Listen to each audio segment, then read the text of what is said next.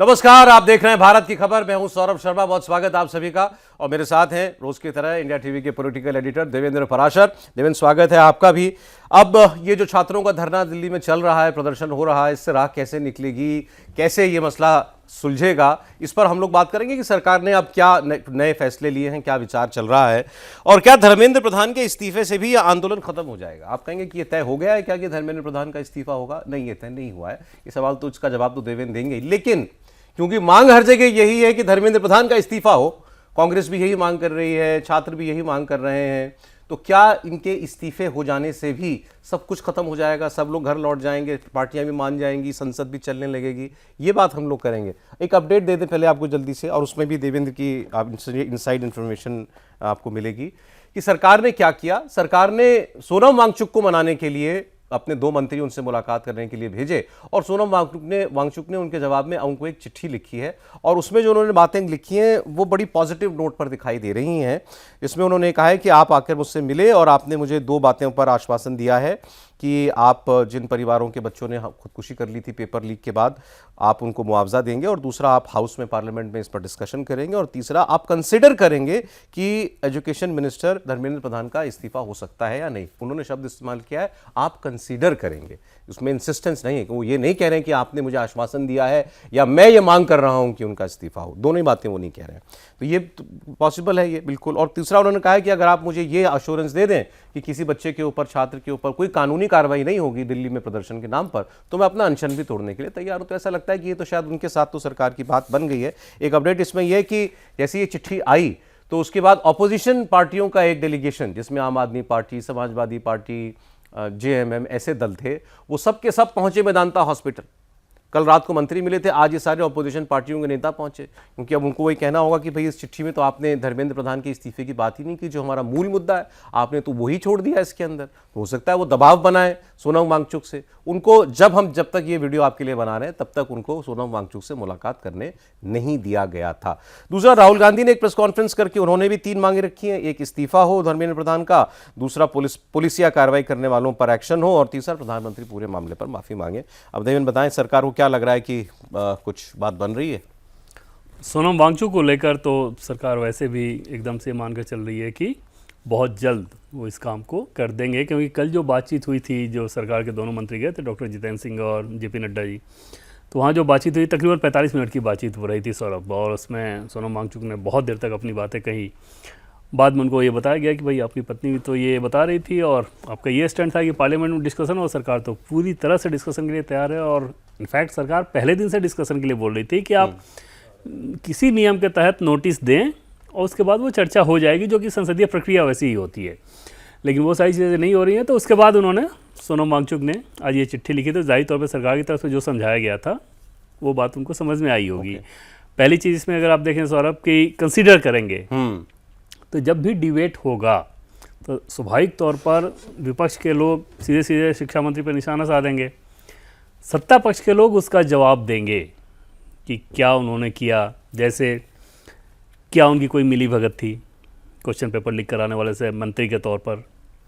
दूसरा, क्या उन्होंने इस मामले को दबाने की कोशिश की, या जैसे मामला आया खुद एक्शन लिया।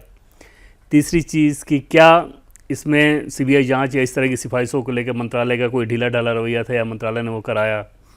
चौथी चीज़ कि क्या जो अधिकारी इन एग्ज़ाम्स को कंडक्ट करा रहे थे या जिनके ऊपर बड़ी जिम्मेदारी थी, उनके ऊपर कोई कार्रवाई की गई मंत्री के द्वारा या नहीं की गई। तो ये सारी बातें डिबेट के अंतर्गत आएंगी। उसके बाद ये भी आएगा कि इस एग्ज़ाम को दोबारा तुरंत करा भी लिया गया और ठीक तरीके से कराया गया, रिजल्ट आ गया, छात्र अपनी काउंसलिंग करा रहे हैं, एडमिशन ले रहे हैं। तो मंत्री के तौर पर उनके रोल को निश्चित तौर पे सदन में चर्चा के लिए रखा जाएगा। कंसीडर करने में तो कोई प्रॉब्लम नहीं है, कंसीडर करने में तो कोई प्रॉब्लम नहीं है उसमें। दूसरा, ओवरऑल एजुकेशन के लिए क्या किया नरेंद्र मोदी सरकार ने, मेडिकल एजुकेशन के लिए क्या किया, ये डिटेल भी बताया जाएगा कि यूपीए सरकार में कितने मेडिकल कॉलेज थे, हमारे समय में कितने हैं, कितनी सीटें तब थी हमारे समय में। तो ये सारी चीज़ें रखी जाएंगी। पिछले 12 साल का सदन का रिकॉर्ड ये बताता है कि हर चर्चा में सरकार भारी पड़ी है अपोजिशन के ऊपर। आज भी सरकार के एक बहुत बड़े नेता ने ये कहा कि बस हम लोग तो वेट कर रहे हैं कि चर्चा हो, धो के रख देंगे, टर्म का इस्तेमाल तैयारी से आते हैं, रख देंगे। हाँ, तैयारी से आते हैं। और क्योंकि ट्रैक रिकॉर्ड वैसा है, जैसे एक सिंपल जो उदाहरण मैंने आपको दिया कि 2014 तक सौरभ 387 मेडिकल कॉलेज थे देश में, अब 800 से ज़्यादा है नरेंद्र मोदी सरकार में। पहले सीटें 51,000 थी मेडिकल की, अब 1,36,000 हैं। प्राइवेट कॉलेज में पहले करोड़ों करोड़ डोनेशन चलते थे, अब उसको नीट के अंतर्गत लेकर आया गया जिससे गरीब बच्चों को फायदा हो। तो ये सारी चीजें तो सरकार ने की बताया हैं। जाएगा ना तब वहां पर ये, ठीक है। तो सोनम वांगचुक जी तो अभी तक तो वो जैसा लग रहा है कि सरकार अपनी बात उनको समझाने में और उनकी कुछ एक बातों सरकार को मानने में कोई प्रॉब्लम होनी नहीं चाहिए। अब लेकिन ये इसके साथ कैविएट है कि ये अपोजिशन पार्टियां जो गई हैं आज उनसे मुलाकात करने, ये उनको कुछ ना समझा दें जाकर के और वो बैक ट्रैक ना कर जाएं। फिर हो सकता है वो ये कह दें कि भाई मेरे साथ जो लोग आंदोलन कर रहे हैं वो अब सहमत नहीं है मेरी इन बातों से, वो उनकी डिमांड्स ये हैं तो मैं उनके साथ हूँ, ये वो कई कह सारी सकते हैं। चीज़ें वो कह सकते हैं। और उससे ज़्यादा वो ये कह देंगे कि जो उन्होंने एश्योरेंस वाली बात कही है ना कि वो वैसे लोगों के खिलाफ, छात्रों के खिलाफ कोई कार्रवाई नहीं होगी, तो वो विंडो आसानी से ले लेंगे बनस्पत ये दिखाने के कि हमें इन दलों ने मना किया इसलिए मैं आंसर नहीं तोड़ा। धर्मेंद्र प्रधान वाली जी बात कर लें पहले, हम पहले बताइए कोई विचार हो रहा है इस पर क्या कि इसको सबको थोड़ा टेंशन रिलीज करने के लिए चलिए ठीक है इस्तीफा मांग रहे हो जाए? नहीं, ऐसा तो नहीं हो सकता ना कि अब जिम्मेदारी तय करते हैं। जैसे प्रधानमंत्री नरेंद्र मोदी की एक फंक्शनिंग सौरभ समझिए, उदाहरण को उठाकर देखिए, जैसे काबिलियत योग्यता जो लोगों को दिखती है उसके हिसाब से ऐसा कोई कारण नहीं होना चाहिए कि रविशंकर प्रसाद केंद्र में मंत्री ना रहें। बिल्कुल सही, मैं सहमत हूँ इस बात से। ठीक, अच्छी हिंदी अंग्रेजी बोलना, पढ़ाई लिखाई अच्छा, पार्टी विचारधारा के, पहले मंत्री रह चुके हैं, वाजपेयी जी के समय में इस सरकार में भी रहे हैं, इन सब के बावजूद वो मंत्री नहीं है। मतलब कोई ना कोई उनसे गलती हुई है, जिस गलती की उनको सजा दी गई मंत्रिमंडल से बाहर करके। अच्छा, ये भी नहीं है कि पार्टी से अलग लाइन पे वो जा रहे हों, आज भी पार्टी की लाइन पर ही हैं। पार्टी जब भी कहती है प्रेस कॉन्फ्रेंस करना, जो कुछ भी करना, वो सब कुछ कर रहे हैं। तो ये सारी चीज़ें होने के बावजूद आप उस मंत्रिमंडल में नहीं हैं। और एक उदाहरण, ये सिर्फ एक उदाहरण दे रहा हूँ, इसके अलावा भी आप देखें प्रकाश जावड़ेकर, डॉक्टर हर्षवर्धन, इस तरह के बहुत सारे नाम आपको दिखेंगे जिनको ड्रॉप किया गया, राजीव प्रताप रूडी। मतलब गलती होती है तो सजा मिलती है, आप ये कह रहे हैं। गलती अगर होती है तो नरेंद्र मोदी किसी चीज़ का वेट नहीं करते। अगर धर्मेंद्र प्रधान की गलती रहती तो किसी प्रोटेस्ट, किसी दल डिमांड, इन सब चीज़ों का वेट ही नहीं होना था। आप तुरंत देखते कि वो काम हो गया। ठीक है, लेकिन लोकतंत्र में कई बार दबाव में भी काम किए जाते हैं। नहीं, दबाव में अगर आप काम करने लगे सौरभ, पॉलिटिकली मोटिवेशन वाला दबाव में, तो फिर आज इस दबाव में काम करेंगे, कल दूसरे दबाव में काम करेंगे, परसों तीसरे दबाव में काम करेंगे, ठीक है, चौथे दबाव। और क्या इस तरह से इस्तीफा लेने की परिपाटी रही है कि किसी मंत्रालय में कल को मान लीजिए एक ट्रेन में कुछ हो, भाई सरकार का काम क्या होता है कि जो चीज़ें बहुत खराब हो उसको आप और बेहतर कर रहे होते हैं। तो आप 10 चीज़ करेंगे तो 10 चीज़ में से अगर 7 अच्छी होंगी तो 2-3 खराब भी होती है, मनमाफिक रिजल्ट नहीं भी आता है। जैसे मान लीजिए आप कहा जाए कि गडकरी जी ने NH बनाया था, उसमें खड्डा हो गया तो इससे उनका इस्तीफा होना चाहिए। ऐसे आप तो मैं वो सब बात तो आपसे सहमत हूं। मैं सिर्फ कभी कभी जब माहौल इतना तनावपूर्ण हो जाता है, अब भाई कृषि कानून सरकार तो ये मानती है कि देश के भले के लिए थे, लेकिन दबाव बना, क्या कृषि मंत्री का इस्तीफा हुआ? ना, मतलब आप पीछे तो हटे ना, कदम तो पीछे हटता ही है। हाँ। ये सरकार भी कई कदम पीछे हटा चुकी है। ठीक है, इसमें मतलब मंत्री का इस्तीफा सौरभ, कि जैसे आप एक इस्तीफा सोचेंगे, आपको क्या लगता है कि मंत्री के इस्तीफे के लिए सब कुछ हो रहा है? हाँ, इसीलिए मैंने ये पीछे लिखवाया आज कि मान लीजिए धर्मेंद्र प्रधान का इस्तीफा हो भी जाता तो भी क्या सब खत्म हो जाता? तुरंत उसी समय आएगा कि वो तो एक मंत्री थे, सब कुछ तो PM के चलते होता है, कैबिनेट, ये वो 50 तरह की चीज़ है। आप देख नहीं रहे हैं कि अलग अलग बयानों में अब राहुल गांधी का प्रधानमंत्री माफी मांगे, कोई गृह मंत्री को जिम्मेदार बताएगा। तो ये अटैक बेसिकली प्रधानमंत्री, किसी ने कि भाई पुलिस ने लाठी धर्मेंद्र प्रधान ने थोड़ी चलवाई थी छात्रों पे, वो तो अमित शाह ने चलवाई थी। वही कह रहे हैं कि तो ये तो अटैक किया जा रहा है प्रधानमंत्री मोदी पे। धर्मेंद्र प्रधान उस पर मोहरा है कि भाई आप अभी आपका सहारे लेके वो अटैक किया जा रहा है। बॉटम लाइन कोई इस्तीफा नहीं होने जा रहा। बिल्कुल ठीक है, एक तो ये बात क्लियर हो गई। अब वो फिर मैं कह रहा हूँ कि इनको सोनम वांगचुक जी अगर अपनी बात पर कायम रहें तो काम बहुत आसान हो जाएगा। अब दूसरे फ्रंट पर क्या हो रहा है, जंतर मंतर पर क्या हो रहा है? जंतर मंतर पर सोनम वांगचुक तो अस्पताल में है, टच पे रहते होंगे लगातार, वो अलग बात है। तो जंतर मंतर ऐसा लग रहा है कि वहाँ जो अभिजीत दीप के जो हैं CJP के, वो मंच पर तो वही हैं, लेकिन सबसे ज़्यादा लोग, अभी हमने आज अपने रिपोर्टर्स वहाँ पर जो थे उनसे बात की तो उन्होंने बताया कि सबसे ज़्यादा अगर आपको यहाँ लोग दिखाई देंगे तो वो 3 प्रकार के लोग हैं। एक आम आदमी पार्टी के, दूसरा उन्होंने बताया लाल टोपी मतलब समाजवादी पार्टी के, और तीसरा उन्होंने बताया ये चंद्रशेखर नगीना वाले सांसद जो हैं, इंडिपेंडेंट, जो अपनी पार्टी के इकलौते सांसद हैं, दलित नेता जो हैं वो। तो ये 3 लोग हैं फोर्सेस जो वहाँ पर काम कर रही हैं। और ब्रेन बिहाइंड दिस या स्ट्रेटजी में सबसे ज़्यादा अगर किसी की सलाह मशवरा या उनके लोग जो थिंक टैंक के लोग जैसे लगे होते हैं तो वो आम आदमी पार्टी के लगे हुए हैं। ये सब जगह से पता करने पर यही बात पता चल रही है। तो मैं फिर इसी सवाल पे जा रहा हूँ, वो लोग तैयार हो जाएंगे क्या कि चलो अभी उठ जाओ, खत्म हो गया, जो मांगा था मिल गया? तो उनका तो पर्पस सॉल्व नहीं होता ना इतने भर से। बिल्कुल सौरभ, और वो तो एकदम दबाव बनाने की कोशिश करेंगे। आज ही फतेहपुर सिकरी के बीजेपी के सांसद हैं राजकुमार चार, वो आगरा में कांग्रेस पार्टी के स्थानीय इकाई के और आसपास के स्थानीय इकाई के कौन कौन से लोग इस प्रोटेस्ट में, उनका वीडियो दिखा के बता रहे थे कि ये तो देखिए, ये तो वहाँ से ये लोग आ रहे हैं। तो जाहिर तौर पर एक पॉलिटिकल अपॉर्चुनिटी अपोजिशन को लगा, जो कि किसी भी अपोजिशन के दल के तौर पे स्वाभाविक सी बात होती है कि वो ऐसे मौके की तलाश में रहेंगे। उस मौके की तलाश को उठाकर ये दबाव, सरकार पे दबाव बनाने की कोशिश कर रहे हैं। मामला क्योंकि स्टूडेंट से जुड़ा हुआ है तो एक सेंटिमेंट ऑलरेडी किसी के दिल में भी रहेगा कि भाई स्टूडेंट के साथ गलत नहीं होना चाहिए। अच्छा, एग्ज़ाम पेपर लीक होना ये अपने आप में सुन के ही बहुत शर्मनाक और ख़राब चीज़ें लगती है कि ऐसा कैसे हो सकता है।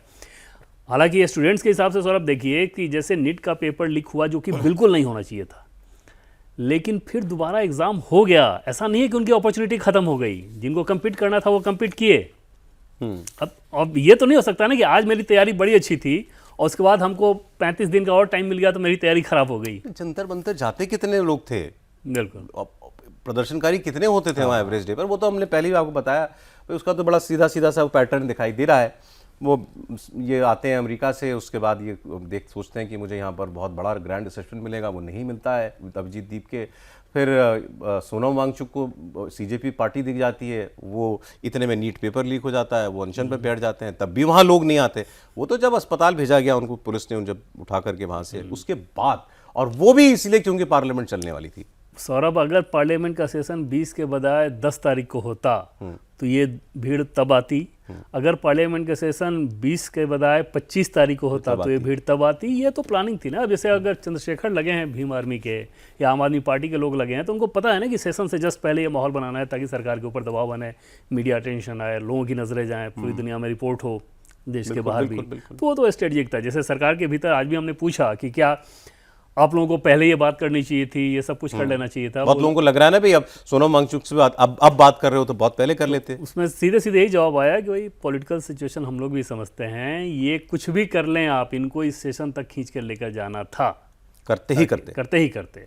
और सेशन से पहले तो ये लोग मुद्दा, कोई भी अपोजिशन पार्टी, बीजेपी भी इस काम को करती थी जब वो अपोजिशन में होती थी, कि आप मुद्दे की तलाश में रहते हैं। वो तलाश यहाँ पे आके पूरी हुई तो इसके सारे दबाव बनाने की कोशिश है। उस दबाव में कहीं सत्ता पक्ष के लोग वाकई दबाव में नजर आ रहे हों, ये लग नहीं रहा था। वो तो बस मौके की तलाश में है कि कब डिबेट हो पार्लियामेंट में, फिर हम लोग धज्जियां उड़ाएं। नहीं, ये स्ट्रीट प्रोटेस्ट का क्या करेंगे भाई? अब ये रोज लड़के निकल आते हैं। कल भी जो है शाम से लेकर के रात तक काफी हंगामा होता रहा, पुलिस वालों को मारा, तोड़फोड़ भी हुई है सब जगह, परसों भी हुआ ये। किसी भी सरकार के लिए पहली बात तो ऐसी स्थिति अच्छी नहीं हो सकती, ठीक। दूसरी चीज़ कि कोई भी सरकार ये नहीं दिखा सकती कि हम आम जनभावना के लिए बेपरवाह हैं। अन्यथा सरकारों की आमतौर पर प्रवृत्ति रहती है कि अहंकार उसमें हावी रहता है, तो और ज़्यादा कॉशियस अप्रोच होना चाहिए कि आप उस चीज़ को ना दिखाएं। बीजेपी उसी का फूंक फूंक कर ध्यान में रख रही है उनकी सरकार। वो इस बात को लेकर बहुत एकदम से निश्चिंत हैं कि ये एक पॉलिटिकली मोटिवेटेड, पॉलिटिकली बैकिंग वाला प्रोटेस्ट है, लेकिन इसके सहारे देश में जो स्टूडेंट्स हैं वो इससे कनेक्ट ना हो जाएं, उनका इमोशन हर्ट ना हो, तो उस चीज़ को ध्यान में रखते हुए ये बातचीत, मुलाकात, अपील, ये सारी चीज़ें उस लिहाज से की जा रही हैं। उनको ये पता है कि हमारी बात तुरंत नहीं मानेंगे, इससे बड़ा नहीं बनना चाहिए, इससे बड़ा नहीं बनना चाहिए, और ये हमारी बात तुरंत मानने वाले नहीं है, और इनको हम बहुत मना भी नहीं रहे हैं। बाकी जो स्टूडेंट्स हैं उनको ये समझ में आए कि हाँ, आपके प्रति और आपके इंटरेस्ट के प्रति ये सरकार पूरी तरह से कंसर्न है। वो एक गलती हुई, उस गलती का कोर्स करेक्शन किया गया, और वो गलती ऐसी नहीं थी, जैसे ऐसा तो नहीं हुआ ना कि उसके बाद एग्जाम खत्म हो गया, हो नहीं पाया। ऑब्वियसली और वो तो बीती हुई बात है, वैसे भी बीती हुई बात है। जिनको कंप्लीट करना था कर चुके हैं। अब ये आज नड्डा जी ने फिर बुलाया था बातचीत करने के लिए इनकी टीम से, लोगों को सीजेपी की टीम से मना कर दिया। उन्होंने कहा कि या तो आप यहाँ आइए, नहीं तो किसी तीसरी जगह मिले, हम आपके घर नहीं जाएंगे। अब शुद्ध रूप से आप सोचिए कि एक पॉलिटिकल लाइन है कि नहीं। केंद्रीय मंत्री के घर पर आप पिछली बार गए, आपने वहाँ बातचीत की, और बातचीत करके जब आप निकले तब भी आपने कुछ भी ऐसा नहीं कहा कि हाँ, हमारे साथ कुछ यहाँ आके ख़राब अनुभव हुआ है। उनके घर के बाहर ही आके इन लोगों ने बयान दिया था, तो कुछ भी ऐसा नहीं कहा।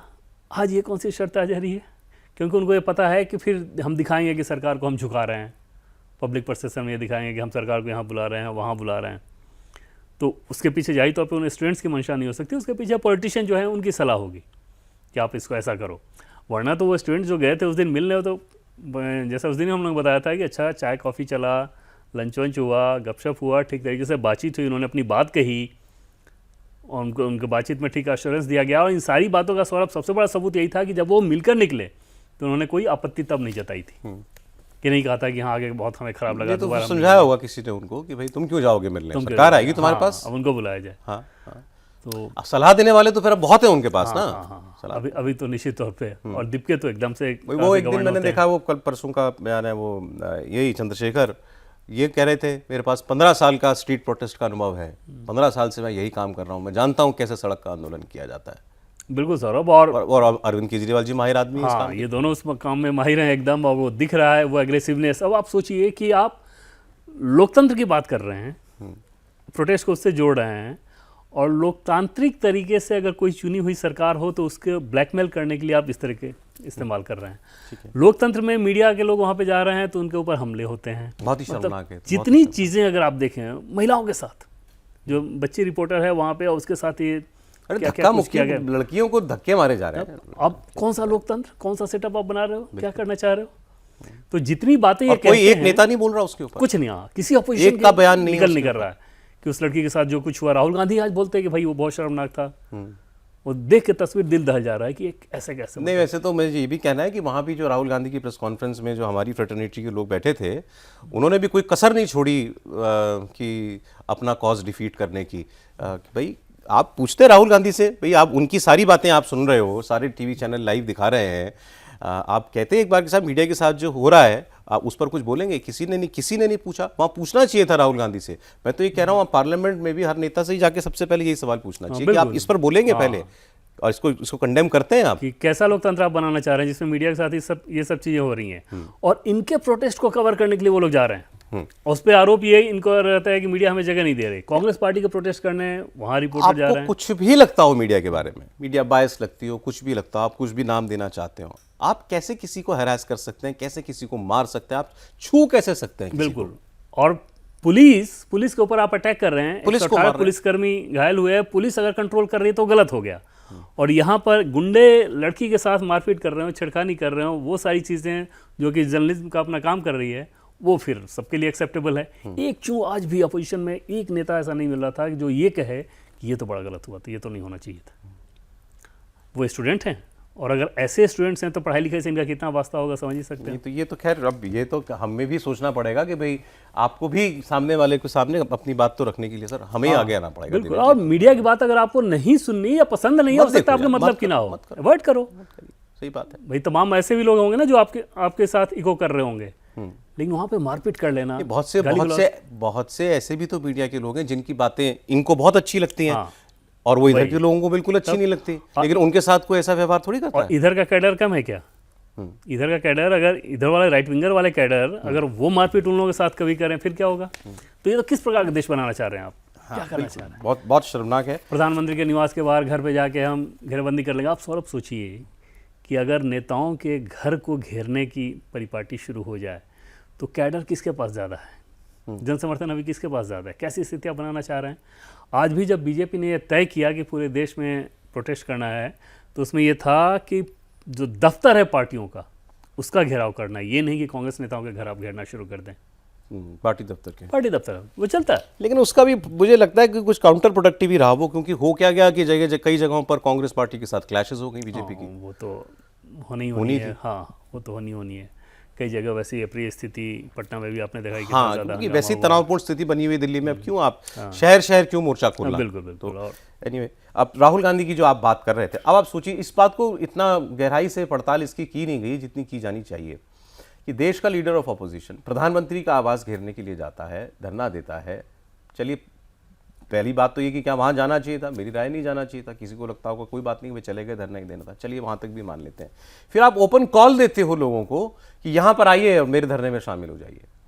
अब राहुल गांधी कांग्रेस पार्टी के सबसे बड़े नेता, राहुल गांधी की कॉल पर मान लीजिए वहाँ पर आ जाते 50,000 लोग, आ जाते, प्रधानमंत्री के घर के बाहर खड़े हैं, तो उस 50,000 आदमी की कोई गारंटी ले सकता था कि वो क्या करेंगे और वो क्या नहीं करेंगे? वो वहाँ शांति से बैठे रहेंगे ज़मीन के ऊपर, या वो नारे ही लगाते रहेंगे, या वो दीवार भी फांद देंगे? कोई उसका गारंटर हो सकता था क्या? लेकिन राहुल गांधी ने वो कॉल दिया। मेरे लिए वहाँ जाने से ज़्यादा शॉकिंग वो कॉल देना था जो उनका। हाँ, लेकिन सौरभ भाई अगर इनके पहले के बयान राहुल गांधी को आप उठा कर देखें तो उसमें आपको लगेगा कि इस थॉट प्रोसेस में कल जो उन्होंने किया और उसके पहले का जो उनका थॉट प्रोसेस रहा है उसमें वो एक सीरीज है, कंटिन्यूटी में है। प्रधानमंत्री को डंडे से मारने की बात, देश के युवा डंडे से मारेंगे उनको, ठीक बोला कैसा कैसा माहौल हो रहा है, आक्रोश, गुस्सा। फिर बाकी दूसरे अपोजिशन के नेताओं का बार बार नेपाल, बांग्लादेश, इस तरह के देशों का उदाहरण देना, श्रीलंका के देशों का उदाहरण देना। अभी आपने देखा होगा कि कोर्ट में एक मानसिक तौर पर विक्षिप्त व्यक्ति जज के साथ जाकर अभद्रता कर रहा है। देखा मैंने। उसके बाद देखिए कि उधर के सिंपैथाइजर उसकी फिर वकालत करना शुरू हो कि हाँ ऐसे ही होगा, वो होगा। तो एकदम से ये समझ में आता है कि क्योंकि चुनाव में आप जीत नहीं सकते, वोट से नहीं जीत सकते हो, तो फिर आप चोट का सहारा ले लो कि उस तरह की चीज़ें कर दी जाए। अन्यथा मैं इसकी कोई कंफर्मेशन पुष्टि नहीं कर सकता। मैंने ये क्योंकि सुनी सुनाई बात है, देवेंद्र मैं पूछ लेता हूँ कि क्या ये जितने लोग आए हुए हैं दिल्ली के अंदर, कहीं सरकार को ऐसी भी आशंका है क्या कि ये लोग गवर्नमेंट बिल्डिंग्स में घुसने की, दाखिल होने की प्रयास करेंगे? लगातार आईबी के लोगों को सौरभ यही लगाया गया है कि भाई आके प्रोटेस्ट करना और दिखाना ये कि ये तो स्टूडेंट्स कर रहे हैं, दिखाना ये कि छात्रों का आक्रोश है। अच्छा, आम लोग, ज़्यादातर बहुतायत लोग तो उसके बहुत रीज़न में या रूट कॉज में जाने की ज़रूरत नहीं समझते, या उनके पास संसाधन नहीं होता, इतना इन्फॉर्मेशन नहीं होता कि उसके पीछे ही कहानी को देख सकें। अब कितने लोगों को पता होगा कि वेस्टर्न यूपी से बहुत सारी बसें आई थी जंतर मंतर के प्रदर्शन को लेके, तो वो तो सीधे समझ, आमतौर पर जो रैलियाँ जैसे की जाती हैं उस तरीके से उसको किया गया था। तो ये सारी चिंताएं तो रहती हैं कि, और ख़ास तौर पे तब जब बार बार आप उस प्रोटेस्ट में आपने देखा होगा कि नेपाल बनाएंगे, बांग्लादेश बनाएंगे, ऐसे प्रोटेस्टर थे। तो आप आए जंतर मंतर पर, आपको प्रोटेस्ट इजाज़त मिली हुई है, 20 दिन से इजाज़त दी गई है। पार्लियामेंट चलो मतलब क्या? पार्लियामेंट का सुरक्षा घेरा सभी जानते हैं, तो उसमें चलो मतलब क्या? कि तोड़ के अंदर घुस जाओगे?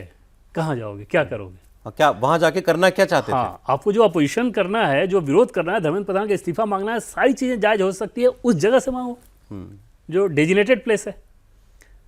वहाँ से चल के जाके चलने पे ऐसा क्या हो जाएगा? अच्छा, एक बात और बड़ी मजेदार है कि भारत में लोकतंत्र नहीं है। राहुल गांधी जी रोज डिक्लेयर करते हैं कि भारत में लोकतंत्र नहीं है, डेमोक्रेसी इज डेड। कल उन्होंने शायद जब वो जमीन पे लेटे हुए थे तब भी उन्होंने कहा कि democracy in India is in heaven, ऐसा कुछ तो बोला था उन्होंने। तो अगर ये चाइना होता, अगर ये तानाशाही है चाइना होता, चाइना की आप बीजिंग में ये सब हो सकता था। इमेजिन, कल्पना कर सकते हैं आप कि वहाँ ये सब हो जाता। वॉशिंगटन में हो सकता है क्या ये? यहाँ हो रहा है। सरकार के पुलिस मार खा रही है और सरकार कह रही है तुम नहीं मारोगे पुलिस को, ये कह रही है। पुलिस की महिलाओं पर भी अटैक, वीडियो में आप देखिए तो पुलिस की महिलाओं को चोट लग रहा है, हाथ से रोकी। आज भी पटना में भी वो तस्वीरें मैं देख रहा था कि पुलिस वाले के ऊपर अटैक हो रही है। ये सारी चीज़ें हो रही हैं, और अगर पुलिस कंट्रोल करने की कोशिश करे तो फिर नहीं। इसलिए मैंने कहा कि भाई इससे बड़ा क्या सबूत हो सकता है कि भारत का लोकतंत्र बड़ा जीवंत है और अलाइव ही नहीं है, बड़ा जिंदा है और बहुत स्वस्थ भी है, कि सरकार को लोकलाज की चिंता है, सरकार को जनभावना की परवाह है। देवेंद्र क्या बता रहे हैं आपको इतनी देर से? क्यों ये सब किया जा रहा है कि सरकार किसी भी तरीके से जनता की नजरों में इनसेंसिटिव नहीं दिखाई देना चाहती। बिल्कुल। और क्या होता है लोकतंत्र? यही तो होता है। और ये तब जबकि बहुत सारे लोगों का ये भी रहता है कि भाई जब सब कुछ पता है तो इनके खिलाफ सख्ती क्यों नहीं की जा रही है, लेकिन तब भी सरकार उसको एकदम होल्ड करना। राहुल गांधी वाले केस में ही देखें, कल जो पीएम निवास के बाहर गए थे, पुलिस के अधिकारी उनसे रिक्वेस्ट करें, केंद्र सरकार, भारत सरकार के मंत्री जो कि पीएमओ के राज्य मंत्री हैं वो जाकर रिक्वेस्ट कर रहे हैं, होम सेक्रेटरी उनके साथ रिक्वेस्ट कर रहे हैं। तो लगातार तो उनको समझाने की कोशिश की जा रही। जब किन्हीं इनमें से किसी भी चीज़ पे, किसी भी बात पे वो नहीं माने, तब जाके उसके बाद पुलिस उनको उठाकर लेके जा रही है। अन्यथा ये काम तो शुरू में भी किया जा सकता था, पुलिस जाती सीधे उठाकर लेकर जाती। पार्लियामेंट में बार बार ये लोग कह रहे हैं कि हम डिस्कशन के लिए तैयार हैं, जिस नियम के तहत आप बताइए हम डिस्कसन करने को तैयार है। अब वहाँ पर फिर वो तो देखिए वो जो पिंग पोंग की तरह टिक टिक टिक टिक चलता रहता है। अच्छा, तुम नियम, ये नियम नहीं तो ये नियम, ये नियम। हालांकि कांग्रेस ने बड़ा साफ कर दिया है कि पहले धर्मेंद्र प्रधान का इस्तीफा होगा, फिर हम चर्चा करेंगे। मतलब वो चर्चा नहीं करेंगे, इसका मतलब तो ये कि कांग्रेस चर्चा नहीं करेगी। सिंपल सी बात है कि अभी तक तो वो इसी मोड में आएंगे, फिर आगे जाकर। बट अभी वो जाहिर तौर पर उनको ये समझ में आ रहा है कि कल के बाद कि हमको ट्रैक्शन मिला है अपने लोगों में, हमारे अपने वोटर्स में ट्रैक्शन मिला है, तो ठीक है कि इस मोमेंटम आज भी कांग्रेस बहुत मोबिलाइज्ड रही है, जगह जगह दिल्ली में भी प्रदर्शन और तमाम शहरों में प्रदर्शन किया है। उसके पीछे मंशा ये रहती है कि चलो हमारे कार्यकर्ता उत्साहित हो रहे हैं, लोगों में अच्छा जा रहा है। अच्छा, स्टूडेंट्स ऐसा टॉपिक है कि कोई भी परिवार इससे छूता नहीं रह सकता, तो वो सेंटीमेंट आ जाता है कि हाँ यार ये तो ठीक है। तो उस एक तरह से कह सकें कि उस इमोशन को कैश कराने की कोशिश है, जिसको मान के चल रहे हैं कि हाँ, इसको सरकार के खिलाफ कैश कराया जा सकता और है। बॉटम लाइन ये है कि सरकार, आपने बीच में एक बात बोली थी कि सरकार तनाव में नहीं दिख रही। एकदम नहीं, सिर्फ जैसे पार्लियामेंट में डिबेट की यही बात पर वो अपॉर्चुनिटी के तौर पे बोल रहे थे कि बस हमें मौका तो मिले, धो के रख देंगे हम लोग। ये टर्म था उन लोगों का कि धो के रख देंगे अपोजिशन को। और उसमें जब आप डाटा उठा के दिखाएंगे सौरभ, जैसे कि हम लोग पहले बात कर रहे थे कि प्रियंका गांधी ने जो जाके राजस्थान में बोला था कि अशोक गहलोत की सरकार थी, 19 पेपर लीके, बड़ी घटनाएं हुई थी, किसका इस्तीफा हुआ था? और उसको सुधार करने के अब प्रियंका गांधी ने खुद ही बोला है, सारे उसका वीडियो सब चीज़ सामने आ रहा है। तो अब उस तरह के डाटा जब रखे जाएंगे, धरने पर बैठे थे सब अपनी सरकार के खिलाफ। बिल्कुल। हाँ। अब यहाँ पर क्रमशः चीज़ों को ठीक करने की कोशिश की जा रही है। नीट में भी पेपर लीक हुआ और पेपर लीक होने के बाद दोबारा एग्जाम हुआ है, मतलब किसी का हक नहीं मारा गया है, बस छात्रों को ये असुविधा हुई कि आपको दोबारा एग्जाम देना पड़ा। सरकार इस बात को लेकर भी निश्चिंत दिख रही है कि सड़कें भी खाली हो जाएंगी जल्द। उसमें अभी तक जैसे सरकार एकदम से मान के चल रही है कि क्योंकि देश का लोग इस बात को समझता है, इसमें कोई दो राय नहीं कि स्टूडेंट्स को अगर दोबारा एग्जाम पढ़ा तो उनको एक असंतोष हुआ था, असुविधा हुई उनमें, इसमें तो किसी को इनकार ही नहीं होना चाहिए। लेकिन फिर दोबारा एग्ज़ाम हो गया, अच्छे तरीके से हो गया, सब एडमिशन अब लेने में मशगूल हैं, तो वहाँ पर सरकार को ये पता है कि देश में बहुतायत जो है वो इस बात को समझ रहे हैं और क्रमशः चीज़ों को ठीक करने की कोशिश की जा रही है। ऐसा नहीं है कि आपने छड़ी घुमाई और रातों रात चीज़ें सब ठीक हो जाएगी। जैसे अभी भी कंप्यूटर पे जो व्यवस्था की जा रही है सौरभ, कि अगले साल से कंप्यूटर पे होगा, तो उसके साथ साथ ये प्लानिंग भी हो रही है कि हाँ, उसमें अगर हैकर आ गए फिर क्या होगा। चैलेंजेस तो आते ही रहते हैं ना। तो सरकार को लगता है कि लोग असलियत समझ रहे हैं। हाँ, सरकार उस मामले में है कि लोग समझ रहे हैं कि इसके पीछे एक राजनीति है, उस राजनीति के तहत ये कर रहा है। जैसे दोषियों के खिलाफ कार्रवाई नहीं हुई होती, ठीक, दोषियों को बचाने की कोशिश होती, अधिकारियों को, जो जिम्मेदार अधिकारी थे उनके ऊपर कोई एक्शन नहीं हुआ रहता, अगली बार एग्जाम ठीक तरीके से नहीं हुआ होता, तो ये सारी चीज़ें फिर सरकार के लिए मुसीबत हो सकती थी। आज राहुल गांधी ने कहा कि कल हमारे इंडिया ब्लॉक की मीटिंग होगी और उसमें हम ये तय करेंगे कि हम अपनी इन मांगों को लेकर कितने अडिग रहने वाले हैं। क्योंकि उनसे सवाल ये हुआ था कि क्या ये इनसे कोई कॉम्प्रोमाइज़, इन जो 3 मांगे आपने की हैं इससे नहीं होगा। तो उन्होंने कहा कल हम अपनी मीटिंग में तय करेंगे और ये भी कल ही तय होगा कि हाउस चलेगा कि नहीं चलेगा, मतलब पार्लियामेंट चलेगी कि नहीं चलेगी। एक चीज़ और, क्योंकि आप भी खुद यूपी से हैं, यूपी में समाजवादी पार्टी की सरकार थी तो नकल का क्या साम्राज्य चलता था, बिहार में आरजेडी की सरकार थी तो नकल का क्या साम्राज्य चलता था। तो ये सारी चीज़ें भी तो वहाँ के लोगों के जेहन में है ना। सरकार ये मान के चल रही है कि उनको भी ये पता है कि एकदम सर्वोत्तम नहीं हो रही है व्यवस्था,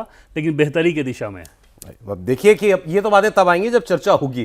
चर्चा होती है कि नहीं होती है, सोनम वांगचुक क्या फैसला करते हैं, क्या विरोधी दलों के दबाव में वो अपनी इस चिट्ठी से पीछे हट जाएंगे या उनके कहने पर प्रदर्शनकारी मान जाएंगे, सरकार के कहने पे वो अनशन तोड़ देंगे। ये सारी बातें अभी आने वाला कल आपको बताएगा। देवेंद्र, बहुत शुक्रिया आपका। आप देख रहे थे भारत की खबर, आज इतना ही।